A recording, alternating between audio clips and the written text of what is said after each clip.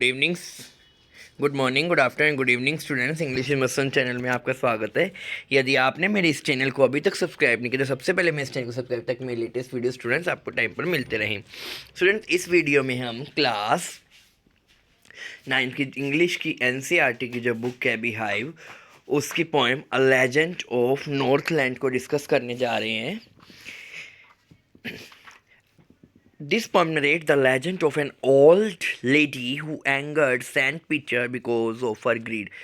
इस पोएम के अंदर, ठीक है, एक सेंट पीटर जो हैं उनको गुस्सा आ गया था एक ओल्ड लेडी के कारण, क्योंकि वो बड़ी लालची थी। ठीक है, उसकी कहानी इसमें बताई गई है इस पोएम में।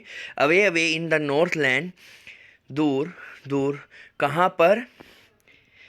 नॉर्थ लैंड के अंदर। Where the hour of day are few, जहाँ पर दिन का टाइम काफ़ी कम होता है और नाइट ज़्यादा लंबी होती हैं विंटर के अंदर। And the nights are so long in winter that they can't sleep them thorough, क्योंकि ज़्यादा लंबी रात होगी तो सारी रात आपको नींद तो आएगी नहीं, क्योंकि रात का टाइम काफ़ी ज़्यादा बड़ा होता है, तो सारी रात तो लोग सो नहीं सकते हैं। Where they harnesses the swift, तो नॉर्थलैंड के अंदर आगे बता रहे हैं where they harness the swift reindeer to sledge, जहाँ पर रेंडियर क्या होते हैं, बर्फ़ से चलने वाली गाड़ियों को चलाते हैं। वैन इट स्नो, जब क्या होती है, बर्फ़ पड़ती है। The children look like bear cover, बच्चे कैसे दिखाई देते हैं? जैसे भालू के छोटे छोटे बच्चे होते हैं वैसे ही वो फर वाले कपड़े डालते हैं। ठीक है, फरी क्लोथ्स डालते हैं, जिसके कारण वो बड़े फ़नी से दिखाई देते हैं। जैसे भालू के बच्चे हो ना, वैसे बच्चे दिखाई देते हैं, क्योंकि वहाँ पे बर्फीला मौसम होता है और रात लंबी होती है, दिन काफ़ी छोटे होते हैं। They tell them a curious story, तो वहाँ पर उन्हें एक बहुत ही जिज्ञासु यानी जिज्ञासा उत्पन्न करने वाली एक स्टोरी बताई जाती है। I don't believe it's true, मुझे नहीं लगता, कवि कहता है कि ये ट्रू होगी। And yet you may learn a lesson, लेकिन फिर भी आप इससे एक पार्ट सीख सकते हैं। If I tell the tale too, अगर मैं आपको वो कहानी सुना दूं तो। हाँ, कवि हमें बोलता है once when the good Saint Peter, एक समय की बात है जब अच्छे संत पीटर थे, lived in the world below, जब इस संसार में रहते थे। And walk about it preaching, और वो संसार में घूम रहे थे और वो अपना उपदेश भी दे रहे थे। Just as he did you know, जैसे कि उनका काम था, क्योंकि जो भी संत होते हैं, साधु होते हैं, वो क्या करते हैं, अपना उपदेश देते हैं। तो ये बात आपको पता ही है। He came to the door of a cottage, तो वो एक कॉटेज में गए, उसका उन्होंने दरवाज़ा खटखटाया। इन ट्रैवलिंग राउंड, जब वो पृथ्वी का भ्रमण कर रहे थे। Where a little woman was making cake, अब ये वुमन उस घर में क्या कर रही थी, अपने केक्स बना रही थी। Baking them on the hearth, और अंगीठी के अंदर, भट्ठी के अंदर क्या कर रही थी, उनको पका रही थी, बेक कर रही थी। एंड बीइंग फेंट विद फास्टिंग, अब उन्होंने पूरा दिन क्या किया था, उपवास रखा हुआ था संत ने, ठीक है, सेंट पीटर ने। तो वो बेहोश जैसी हालत में हो गए थे।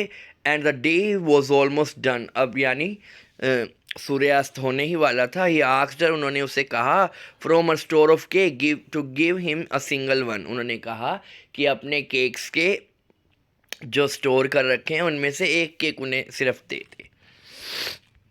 सो she made a very little cake but it as it baking lay, तो उसने छोटा सा ही केक बना दिया और उसको बेक करने के लिए हर्थ के अंदर लगा दिया। She looked at it and though it seem too large to give away, लेकिन जब वो उसको देने की कोशिश करती उसको बहुत ज़्यादा बड़ा लगता कि भाई इतना बड़ा केक मैं तो नहीं दे सकती किसी को।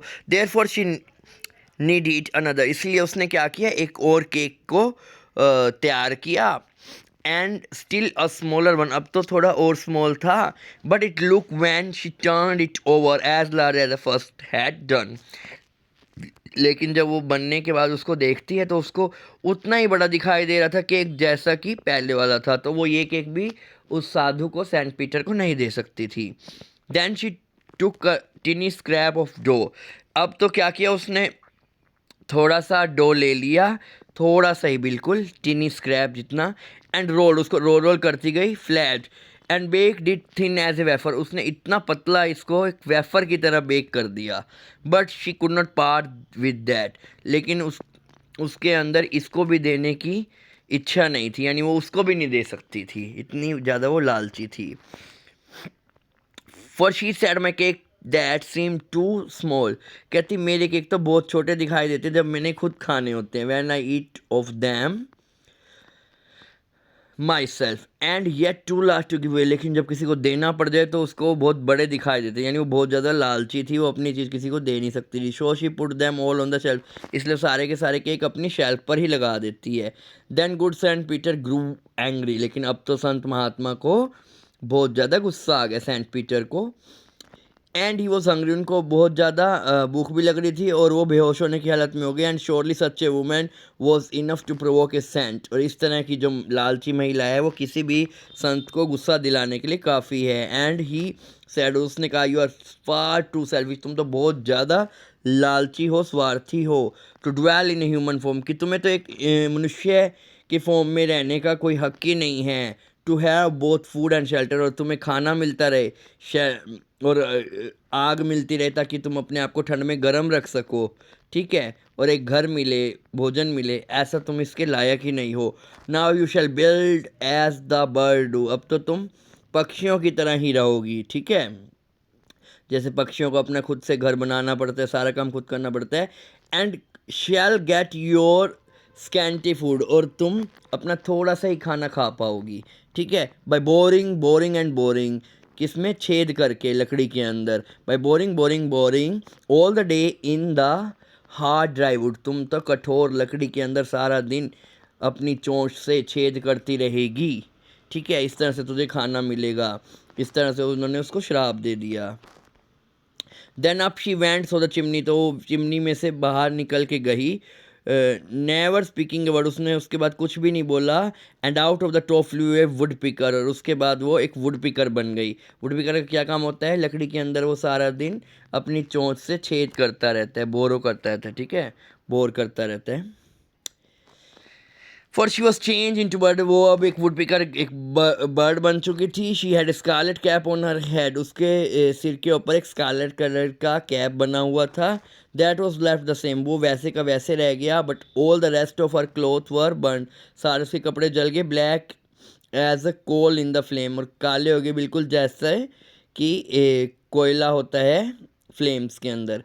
And every country school boy has seen her in the wood, किसी ने भी, कोई भी स्कूल में जाता हुआ जो बच्चा होता है ना, वो उसको देख सकता है, किसके अंदर देख सकता है, लकड़ी में, यानी जो पेड़ पर लकड़ी होती है उसके ऊपर वुड पिकर क्या करते हैं, सारा दिन बोर करते हैं, ठीक है, तो इस तरह से वुड पिकर को देख सकता है कोई भी स्कूल जाने वाला बच्चा। And where she live in the tree till this very day, उस दिन से लेकर अब तक वो पेड़ों पर ही रहती है, boring and boring for food. तो आशा करता हूँ जो मैंने इस पोएम का एक्सप्लेनेशन है वो आपको अच्छा समझ आया। वीडियो पसंद जैसे लाइक कीजिए, चैनल को सब्सक्राइब कीजिए। और ये जो पोएम है वो किसने लिखी है, पॉप कैरी ने लिखी है, ठीक है। Thanks for watching the video.